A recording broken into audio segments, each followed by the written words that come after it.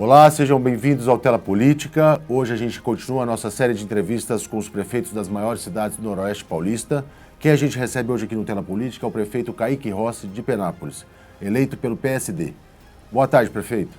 Prefeito, a pandemia trouxe severos problemas para a sociedade, inclusive um deles é o desemprego. O que a prefeitura está fazendo para tentar recuperar esses empregos que Penápolis perdeu durante esse 1 ano e meio de pandemia? Na verdade, você tem toda a razão, Juliano, e todos que estão acompanhando, e a pandemia é um momento muito delicado, muito difícil, foi o período mais difícil da história da humanidade, e nós perdemos muito, não só na geração de emprego, como, lamentavelmente, perdemos muitas vidas também. Então, com muita fé, com muito trabalho, com muita transparência, nós estamos caminhando no sentido de prepararmos Penápolis para essa pós-pandemia. Aqui em Penápolis, em particular, além de vidas, além de empregos, nós ainda perdemos muito da nossa credibilidade. Nosso município, o nosso nome ficou manchado por um escândalo de corrupção, o que dificulta muito essa recuperação.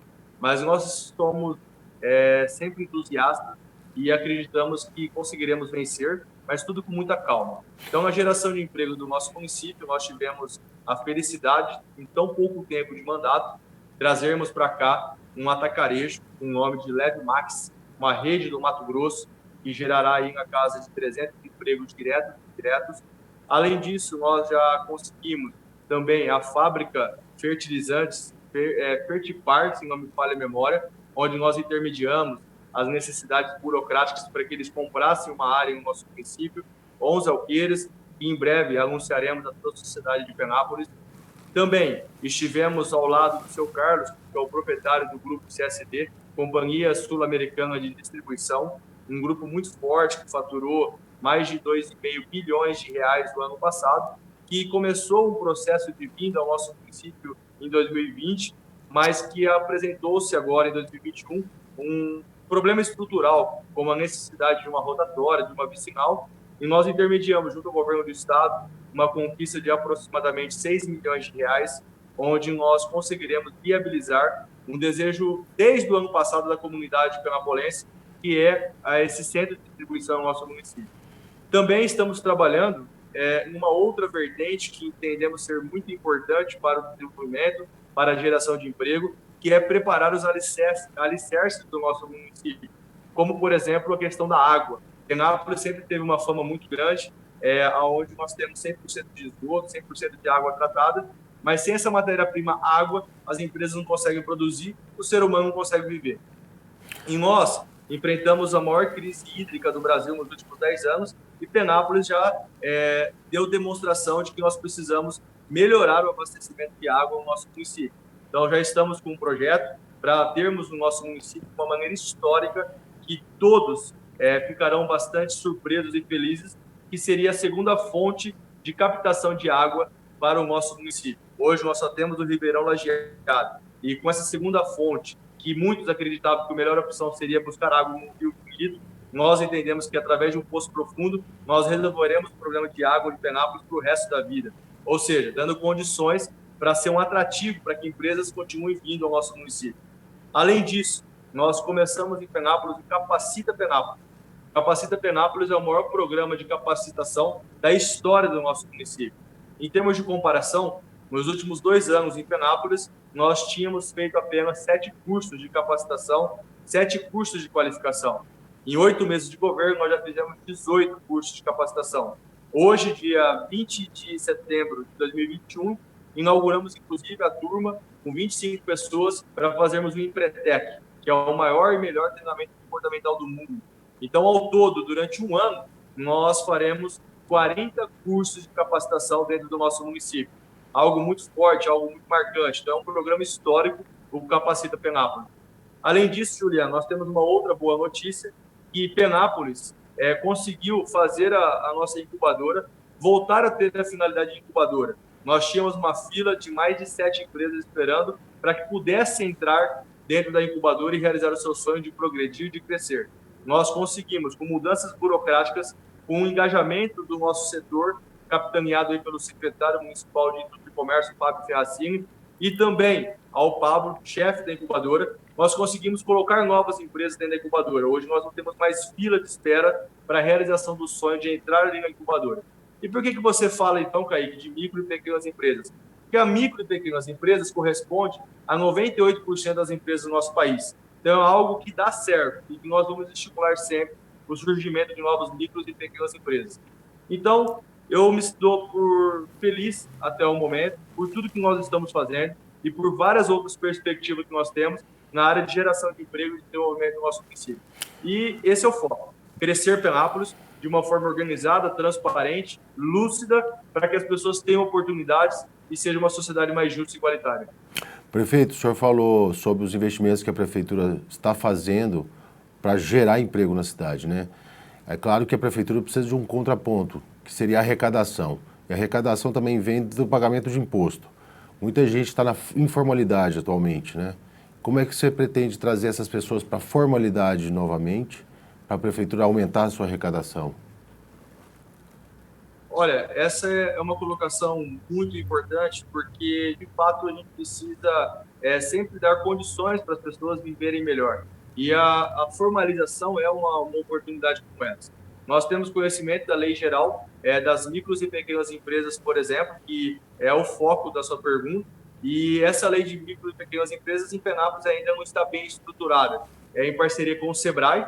Eu, particularmente, fui funcionário do SEBRAE, tenho uma admiração por essa empresa voltada para o desenvolvimento, para o empreendedorismo, sei da sua importância. Então, um caminho que nós pretendemos trilhar é buscar concretizar, aperfeiçoar dentro do nosso município essa lei das micro e pequenas empresas, a lei geral das micro e pequenas empresas. Tirando isso, eu ainda insisto que com o trabalho junto à incubadora, você acaba formalizando muita gente. E tem pessoas que querem entrar dentro da incubadora, por exemplo, já tem uma produção dentro da sua casa, ou até mesmo um barracão que ela possua, alguma coisa do tipo, mas ela não tem um CNPJ aberto. Então, para entrar na incubadora, é necessário que ela tenha o seu CNPJ aberto, que ela se formalize. Então, é mais um passo que nós estamos dando no intuito de formalizarmos as pessoas, darmos condições para as pessoas poderem crescer e se desenvolver. Porque sem formalização, você não consegue, por exemplo, fazer empréstimos, você não consegue, por exemplo, contratar, enfim, não consegue o alvará de bombeiro. Então, nós estamos nesse caminho, pretendendo, já atuando, para a gente conseguir tirar as pessoas da informalidade. A Prefeitura pretende aumentar o programa de fiscal para atrair mais empresas para a cidade, porque, de alguma forma, a Prefeitura tem que ceder para que essas empresas venham para a cidade, né? Você sabe que esse é o raciocínio, Juliano, que todos possuem, mas na prática ele não é tão verdadeiro. Quando a gente compara, por exemplo, o estado de São Paulo e o crescimento de Três Lagoas. Três Lagoas cresceu não por mérito de isenção fiscal que o prefeito daquele local deu, não. Três Lagoas cresceu por isenção de impostos estaduais. O que eu quero dizer o ISS, que são impostos municipais, não é isso que é o decisivo para a vinda de uma empresa. A vinda de uma empresa, de uma cidade crescer, ela quer sim desconto de impostos, mas o desconto de imposto estadual. A alíquota do ICMS precisa ser baixada. E é onde os prefeitos, infelizmente, não têm autonomia. É óbvio, é natural que nós temos, sim, a obrigação de lutarmos ao lado desses empresários, junto ao governo do estado, para que a gente consiga essa diminuição de alíquotas para que possa ser beneficiado, então, a vinda de empresas do município. Eu acho que no município, a gente precisa focar muito nos micros e pequenos empresários, que nós, enquanto poder público, temos liberdade e condições de fato de ajudar essas empresas a progredir, na capacitação de mão de obra, na estruturação de água e esgoto do município, aí compete ao poder público gerar esses atrativos, e naturalmente você criar o quê? Condições para que essas empresas venham, que envolve todas essas características que eu estou dizendo. Então, simplesmente falar de ISS não é o decisivo para a vida de uma empresa. A empresa ela vê a localização, ela vê a credibilidade do governo. Se ela sabe que ela vai investir numa cidade, o dinheiro dela vai ser bem valorizado, ela vem.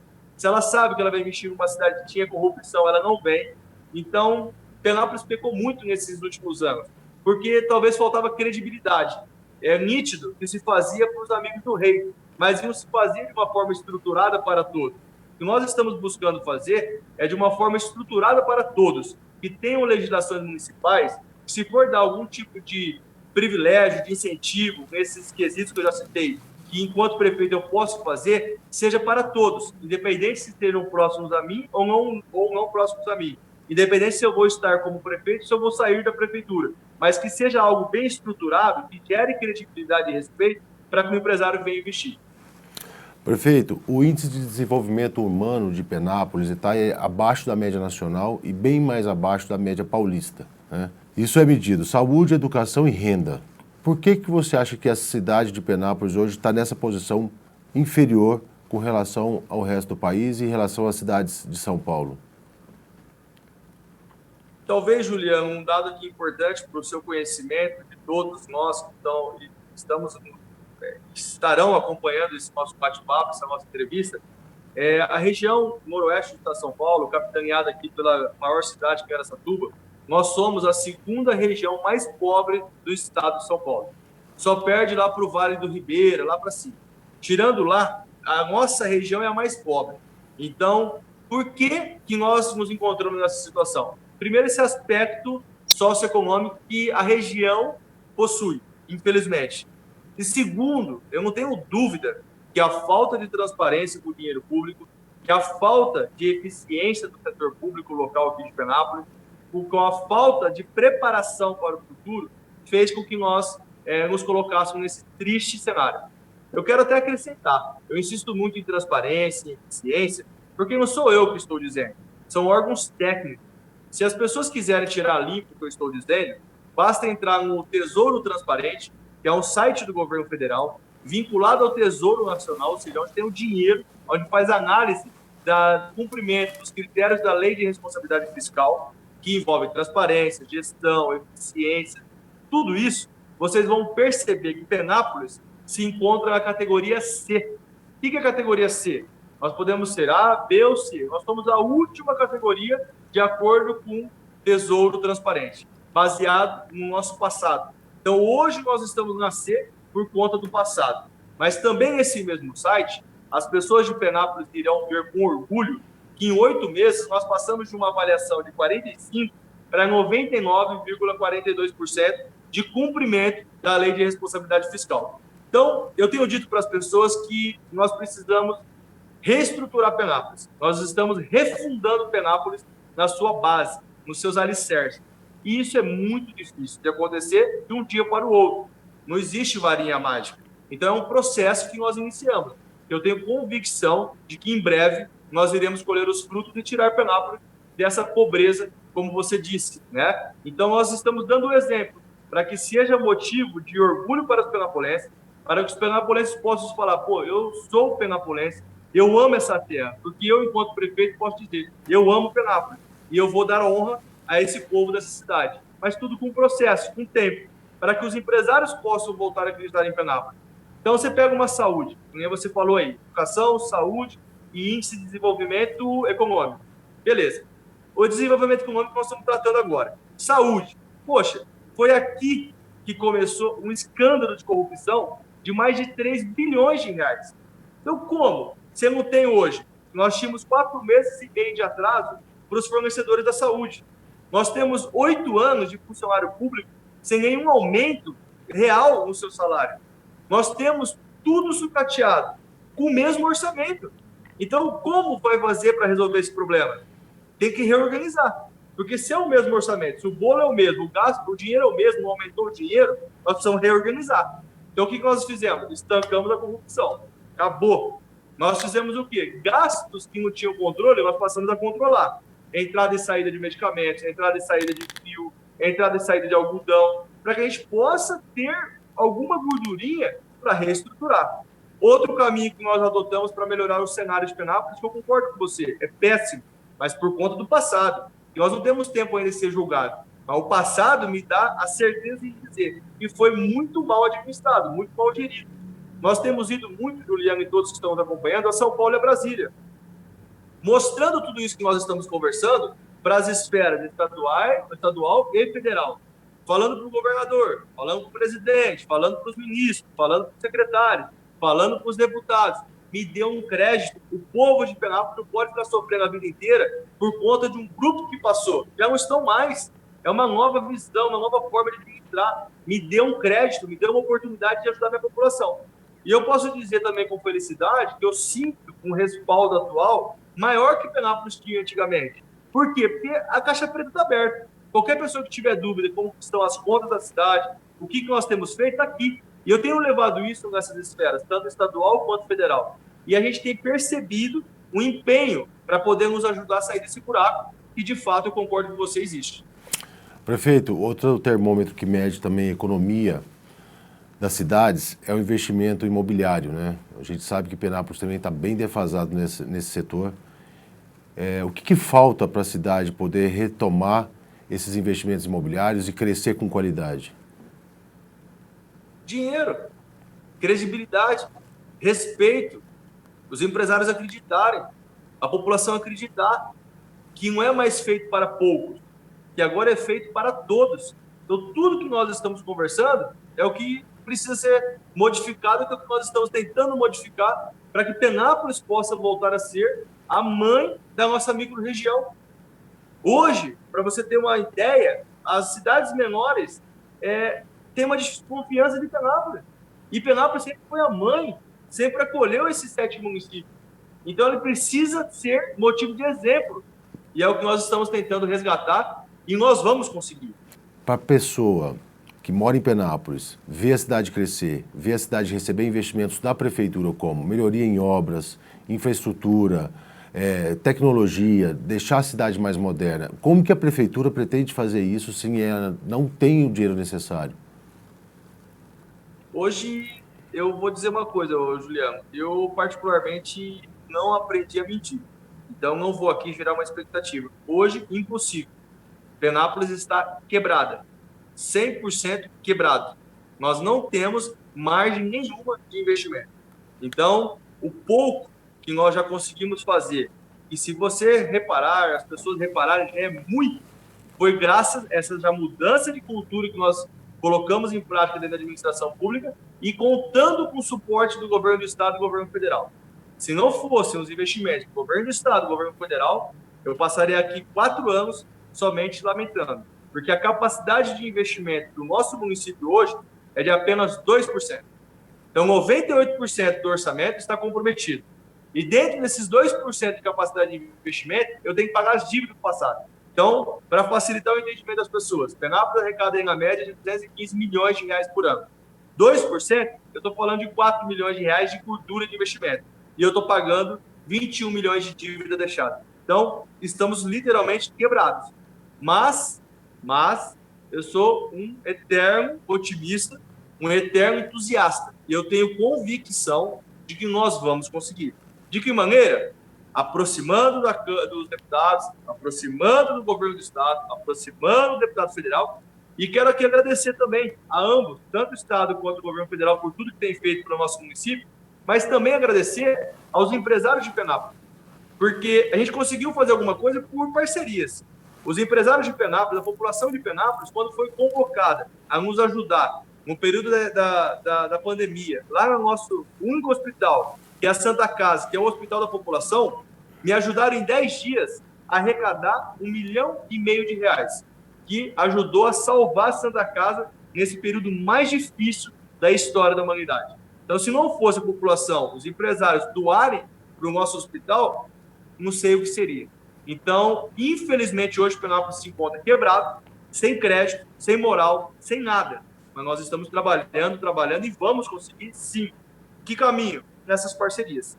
Então, prefiro aqui não gerar expectativas, prefiro que a mensagem seja forte, frustrante, mas que seja uma mensagem verdadeira. Vamos conseguir, mas eu preciso de calma e de compreensão. Eu nunca enganei. Quando eu tomei posse, dia 4 de janeiro, uma semana depois, eu fui nos rádios, eu fui na mídia, eu fui nas redes sociais e disse, antes de 1 ano e meio, Penápolis não consegue dar um passo. Espero que, passado esse 1 ano e meio, começo a ter algum fôlego para, de fato, fazer essas transformações todas que você está cobrando, que a população cobra, e com justiça, que realmente precisa. E vão ser feitas, eu tenho certeza disso. Mas a gente precisa de calma, de compreensão, de muita união e de muito entendimento. E a política é algo muito sério. Não dá mais para viver de politicagem, de arranjo e de favorzinho. É necessário que se faça para todos. E fazer para todos precisa mudar muito os hábitos e cultura da administração pública. Prefeito, o senhor tocou agora há pouco o nome da Santa Casa, que é o hospital da cidade, e a gente sabe que a saúde, durante essa fase de pandemia, foi muito prejudicada e tem muitos procedimentos que foram represados. A Prefeitura tem condição de assumir esses procedimentos represados e atualizar a população no atendimento de saúde? Juliano, eu vou responder com uma pergunta. Nós pegamos uma cidade que de setembro de 2020 a dezembro de 2020 recebeu 12 milhões de reais do governo federal para investimentos 100% no tratamento, no combate, na prevenção do Covid e na saúde. Esses 12 milhões, eu gostaria de saber onde que está, onde que foram investidos. Tendo em vista que fizeram um hospital de campanha que não tinha um ar-condicionado comprado, não tinha uma cama comprada. A minha pergunta é, a primeira delas, por que não foram investidos dentro da Santa Casa que esse benefício ficaria para o povo para sempre? Nós pegamos uma cidade que os postos de saúde não passam por reformas, não só administrativas, mas como físicas, há muitos anos. Como que nós vamos investir e resolver esse problema, sendo que nós não temos o dinheiro atual? Nós pegamos uma cidade que você foi muito feliz, uma demanda reprimida absurdamente gigante de cirurgias eletivas, ortopedia passa de 1.000, cirurgia ginecológica passa de 1.000. Como que vamos resolver esse problema? Então, a gente está planejando assim. Vamos lá, cortar tudo que a gente pode cortar de outras áreas que são supérfluas, de outras áreas que não são tão essenciais como a saúde, para nós começarmos a pensar numa estratégia como mutirão. Então, comprar aí várias cirurgias de uma vez só, para que se faça mais barato. Nós continuamos buscando maneiras de que a nossa Santa Casa seja autossuficiente. Para que você saiba, e que todos saibam, Juliano, Penápolis recebe 250 e poucos mil reais por mês do governo federal através do Teto MAC, que é média e alta complexidade. Nós já colocamos aí na Santa Casa esse ano mais de 7 milhões de reais do dinheiro da população de Penápolis. Sendo que o governo federal tem que bancar essa média e alta complexidade. Mas por que não banca? Porque tem um sistema de cadastro de uso desse dinheiro que vem. E você tem que provar que você está usando esse dinheiro que você precisa de mais. O cadastro não existe, não era preenchido. Nós recebemos 252 mil reais e lá no governo federal, porque eu já estive conversando com a chefe de gabinete do general lá no Ministério da Saúde, aparece 120 e poucos mil reais. Ela chegou para mim e falou, prefeito, vocês estão usando o mínimo que eu estou mandando. Eu falei, amiga, como isso? O governo federal passou 2 milhões, nesse governo nosso agora, e nós já investimos mais de 7 milhões. Kaique, mas o que você está querendo dizer? Estou querendo dizer que vou tentar provar com notas fiscais desse meu período de intervenção na Santa Casa para o governo federal que nós já colocamos 7 milhões, e ele só colocou 2. Se ele colocar mais 2 ou 3 milhões, vai me dar um fôlego de 2 ou 3 milhões que eu estou investindo hoje no nosso único hospital para poder pagar isso que você falou. Cirurgias represadas, exames represados, remédios represados, tudo isso. Porque é um dinheiro que o governo federal tem que pagar, estão dispostos em pagar, mas não tem prova para eles poderem pagar, porque está subutilizado os dados. E a partir do momento que nós regularizarmos, que eu estou buscando isso junto ao Ministério da Saúde, inclusive a servidora de carreira, dona Bonina, muito simpática, muito solícita, conversei com o advogado do Ministério da Saúde, chorei tudo que eu podia, falei, eu só saio daqui com uma solução. E eles falaram, mas não tem solução, você só vai conseguir resolver isso daqui 2 anos. Eu falei, meu amigo, mas você não está entendendo, vai fechar nosso único hospital. Como é que eu faço? Eu represento Penápolis e mais 6 municípios, porque a Santa Casa serve para 100 mil habitantes, não só para os 64 mil penapolenses. Aí eles falaram o seguinte, então, prefeito, me traz as notas fiscais do período da intervenção. Então, eu estou fazendo um levantamento das notas fiscais nesses 3, 4 meses que nós estamos sob intervenção na Santa Casa para buscar esse dinheiro novo. Vindo esse dinheiro novo, eu consigo usar o recurso que está investido ali para poder melhorar um pouco dessa demanda represada. Prefeito, a gente já falou de vários pilares da sociedade. Economia, investimento, saúde. Vamos falar de educação agora. As cidades do estado de São Paulo já estão se preparando para a retomada das aulas, para a retomada da escolaridade. depois dessa pandemia. Então tem muita prefeitura investindo em tecnologia, investindo em reformas de escolas, e a gente sabe que a educação em Penápolis ainda está abaixo da média, e a gente sabe que as escolas também estão bem sucateadas. Como que a prefeitura pretende retomar essa educação depois da pós-pandemia agora? Sabe, Juliano, que essa entrevista aqui, você me fala o dia que eu quero esparramar, porque é um meio de comunicação imparcial, é um meio de comunicação importante que nós temos na nossa região, importante que nós temos no Brasil. E quando você fala tantas coisas negativas como você está falando aqui, me dá um conforto, ao mesmo tempo uma tristeza, de saber que chegamos a esse ponto, mas um conforto das pessoas entenderem que não é o Kaique que está falando por interesse político. É porque, infelizmente, chegamos no fundo do poço mesmo. Você acabou de falar um outro tema. A educação, as coisas estão sucateadas. E estavam mesmo, infelizmente. Então, em Penápolis, nós já voltamos com 100% das aulas, né, gradativo, respeitando o momento. Optamos em esperar a vacinação, segunda dose de vacinação dos professores, uso de máscara, todos os protocolos possíveis, em parceria com o Ministério Público, que tudo a gente tem dialogado muito com o Ministério Público. Então, foi feito com muita cautela, muito respeito para os alunos, para os professores, para toda a sociedade. Então, voltou 100%. Com relação a preparar para o próximo ano, é um trabalho em dobro, porque nós estamos ainda começando, mas já finalizando e tendo que organizar. Então, é um trabalho muito grande que a equipe tem feito para poder organizar para o ano que vem. Mas nós fizemos muita coisa esse ano em termos de estrutura física. Muitas unidades escolares que faziam 13, 19 anos, que não passavam por nenhuma reforma, qual foi a nossa opção? Falei com o secretário de Educação, o Zeca, e falamos assim, ao invés de abrirmos unidade, que é o que o político gosta, abrir prédios novos, para mostrar quem está fazendo prédio novo, eu falei, vamos usar o dinheiro, que já está muito curto, que não tem, para reestruturar toda a nossa rede. Então, por isso que unidades antigas, como Vila Tóquio, como Alphaville, como Haroldo Camilo, todas as unidades estão passando por alguma reforma física e estrutural para poder dar um conforto maior para os profissionais e também para os nossos alunos. Dentre essas reformas, nós também estamos nessa questão de digitalização. Porque se Deus me livre e guarda, acontecer alguma coisa no futuro, nós precisamos de câmeras, nós precisamos aperfeiçoar a internet, capacidade de internet. Então, tudo isso já está dentro do nosso planejamento. Mas nós já tiramos do papel a reforma estrutural física. Da parte física, muitas unidades já passaram por reformas e todas elas continuarão passando, viu, Juliano? Vamos falar de um ponto positivo que Penápolis tem, já que você acabou de citar aí que a gente tem falado de pontos negativos, vamos falar de um ponto positivo. Penápolis ela é bem localizada, ela está próxima ao Rio Tietê e ela tem um grande potencial turístico ecológico, né? E a gente sabe que existem especulações já para se investir na cidade e não é pouco.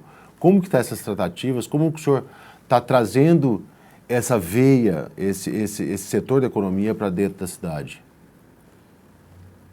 Juliano, nós tivemos uma boa notícia há pouco tempo, onde Penápolis tem pleiteado ser um município de interesse turístico. Que eu concordo com você que nós temos realmente muitos apelos turísticos e precisamos organizar isso para dar um impacto maior. E conseguimos apresentar junto a um comitê, uma comissão, que analisa antes de ir para a Assembleia, ou seja, antes de ir para os deputados estaduais votarem, ou não, ser ou não município de interesse turístico, nós tivemos pela primeira vez na história, já tentamos outras, mas pela primeira vez conseguimos passar pela primeira etapa.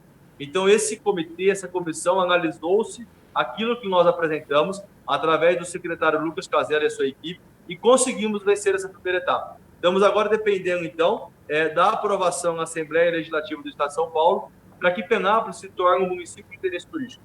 Isso vai ser uma grande revolução na área do turismo de Penápolis. Por quê? Porque se faz tudo com dinheiro. E em Penápolis, em 2021, nós temos aí aproximadamente 150 mil reais de investimentos apenas o ano inteiro. Todo o resto do orçamento da cultura é para manter a estrutura existente. Então, é muito pouco a capacidade de investimento também. E aí, como município de interesse turístico, hoje eles recebem em torno de 600 e poucos mil reais por ano para investir 100% no turismo. Nós ficamos sabendo que a partir do ano que vem irá para R$ 1 milhão por ano. Ou seja, é um novo orçamento dentro da nossa cidade para cuidarmos dos pontos turísticos e aperfeiçoarmos a vinda de turistas para cá. Mas enquanto não tem essa finalização, um sonho de todos os penapolenses, de um sonho de todos os empresários do ramo turístico, cultural, nós estamos fazendo já um trabalho importante do que? Conhecendo quais são esses pontos literalmente. Porque tem algumas cachoeiras ainda que não são catalogadas, tem algumas trilhas que não são catalogadas, né? Então, nós estamos buscando fazer esse planejamento, essa organização de pontos turísticos. Nós conhecemos quais? O Santuário São Francisco de Assis, nós conhecemos o Rio Tietê, como você falou, nós conhecemos os nossos museus e assim por diante. Mas tem pontos que ainda são desconhecidos pela grande massa e pelo próprio governo. Então, nós estamos criando essas condições para apresentar também em São Paulo e em Brasília. Mas nós temos uma vinícola em Penápolis e uma vinícola chamada Ferracina. Essa vinícola, por exemplo, mensalmente recebe uma casa de 400, 500 turistas já no nosso município. E estamos estimulando isso, mandando convites para que as pessoas venham conhecer essa vinícola e, consequentemente, vindo para a vinícola, depois vai almoçar no shopping, depois vai almoçar em algum restaurante da cidade, que vai fortalecendo a economia local.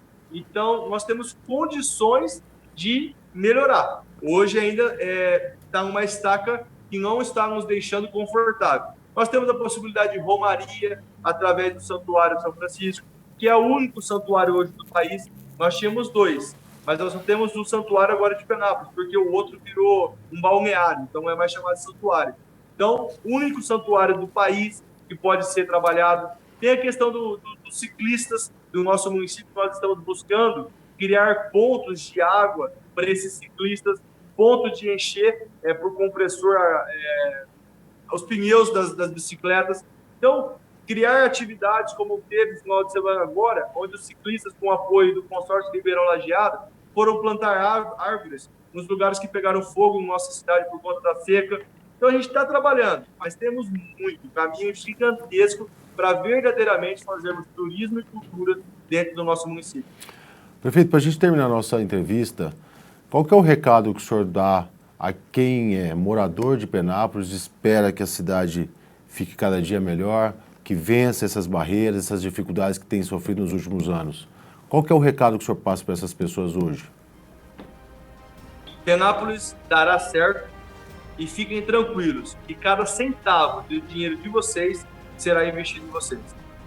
Obrigado, prefeito, pela sua entrevista. E você que acompanhou o Tela Política, obrigado também pela sua audiência. Até a próxima.